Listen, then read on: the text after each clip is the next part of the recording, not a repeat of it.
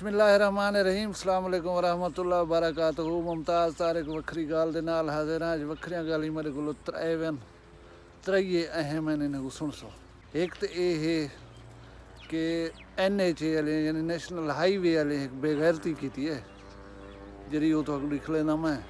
दूजी गाल ये है कि तारीख का महंगा तरीन मुजरा जरा पाकिस्तान की हुकूमत ने किया वो तो लिख ले सा भी सही, वो समझे सा भी सही। तो तीजी जी जरूरी खबर है वो है लंपी स्किन जी जानवरों की बीमारी है उनके मुतालिक हुकूमत का एक अहम ऐलान है। उनके तो अपडेट करे सारी वीडियो के नाल जुड़े रहो। वखरी गाल दी वीडियोस देखण सांगे चैनल को सब्सक्राइब करे सो ते नाल घंटी दे निशान ते लाजमी जोर दे सो ताकि वखरी गाल जा तमाम वीडियोस तुसा तक बासानी पहुंच वजन। एक मेरा सक्का है गरीब खुदा दा राड़ राधी पे घर को पर एडे कच्चे वाले पास है। सवेरे पुत्र को चाहते सी अपनी राड़ दे उते गए, रात पैगी उठे टेक पे अधरात को नेशनल हाईवे वाले दा रोड बनता पे जहाँ पर कने बनता पिया उसी डिठा उसे इतों वस्ती छीना मेरे अड्डे को बनावन शुरू करने की नीयत थी। रात का ट्रक इनू अपना सड़क के उत्ते पत्थर लहेंदे तो वो पे वेंदे वो गरीब वलदे जाड़े मगरे अशाह के टाइम जो वले वो अपना फूत बदी जंदा उनके जान क्या पता अगो पत्थर बेली धेड़ लगे लाथन वो जिमें चाहती है अगो शायद कोई गाड़ी आंदी पी लाइट के उत्ते वाजे देख नहीं सकिया चव्या गए 10 फुट उत्ते उछलिया गए तले डठे इरका गोले मुँह कच्छा नहीं बच गई छिलिया गए सारा।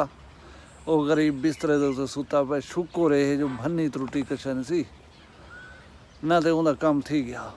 ये मैं तो वीडियो लिख लेना पाया ये दुकानदार है जिन सामने बिल्कुल दुकान है वो सारे हालात दसेना पे कितनी एक्सीडेंट थी चुके किमें किमें थी ना ये जरा सुन के नो।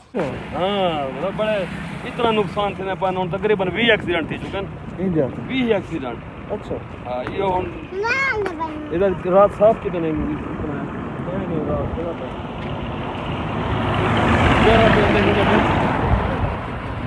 उत्ते चढ़ाया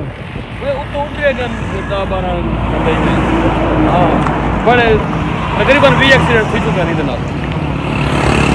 अपनी मर्जी से लहेंदे ते गहन पे बस इन्हें क्या परवाह या हिट नहीं चला रखना जरूरी है करना। हाँ या ये लोग आके ना सीधा करन जा ताकि रोड दे उत्ते लथला दे रोड रात अंधारे पता नहीं लगता तो मैं के बुरदे जो बड़ा तो हुने कुछ ही गया मोटरसाइकिल वो लेटा हो जाना लेटे दी वजह नहीं दर्द कशा नहीं बात याद इंदे विच पूरे के परो देख सारे रोड दे उत्ते लथला तन सारे। हां सही है एक कट मरे ने वजह बसा पता अटक्यान बचा थी गए अब यकदम मंदिर जले पता लग रहा है पत्थर है ये जो फेरे में सामने वाली मोटर इधर रात सारी साफ से देखो तो वो तक गए पान सारे। अच्छा साफ करते हैं तो बड़ा कैसे ही हो। हां ये बड़ा नुकसान बड़ा नुकसान है। दूजी गाल है जी जानवरों के बीमारी लंपी स्किन आई होती है मेरे घर के कोलो हंबा के कोलो जो कोई ज्यादती करना चाहता है उनको रोकया नहीं तो हुण तुसां जरा कानून की गिरफ्त कने बचने तो मेहरबानी करो सो कोई ढांडा मार पवे उनको खड़ खड़ तो पूर सटो आप ही बचो लोगों को बचाओ मेहरबानी करो। तीजी और आखिरी और अहम गाल मैं जी तो करना लवा वो ये है कि साढ़े एक वजीर साहब बयान दिते जो हुकूमत कने जहर खावन दे पैसे का नहीं भला पढ़ी ने बिस्मिल्लाह तेल पेट्रोल डीजल की कीमतें 30-40 रुपये का सटका जो लीते ने 80 रुपया चेक रखना सारी खल पट्टी ने। अच्छा बिलें के उत्ते टैक्स लग गए बिजली के रेट वध गए सारा कुछ शायद पैसे ढेर आ गए।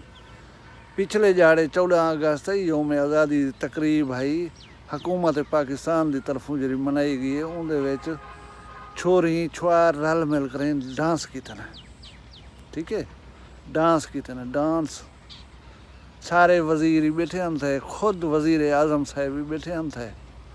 अच्छा ये थोड़ा जा झलकी हूँ डांस की दे के नो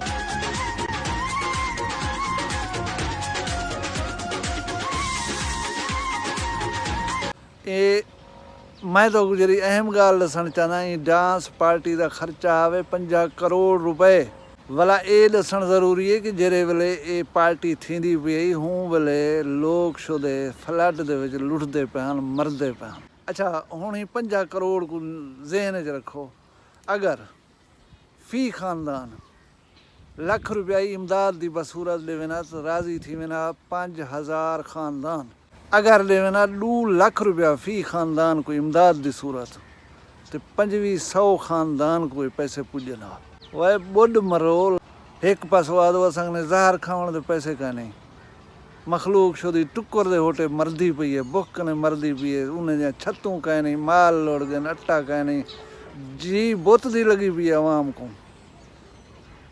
तुसा मुजरे बिठे करवेंदो और तुआरे पीऊ दा पैसा है जरा लाल ते वे इतनी दावे देखो इन्हें दे असां गरीबें दे सी हमदर्द। असां को सियासत दी क्या लोड़ है, असां ते आए वदू गरीबें दी या करन मिट्टी तो सुआ बस यार। हाँ साढ़े वेंदे क्या आखी जाए। अल्लाह तुसा सारे को अपनी हिफ्ज़ अमान रखे, अपना ढेर सारा ख्याल रखाए। मैं को इजाज़त दियो, अगली वीडियो तक वत काल कहीं नवे टॉपिक नाल मिलसूं। अल्लाह हाफ़िज़।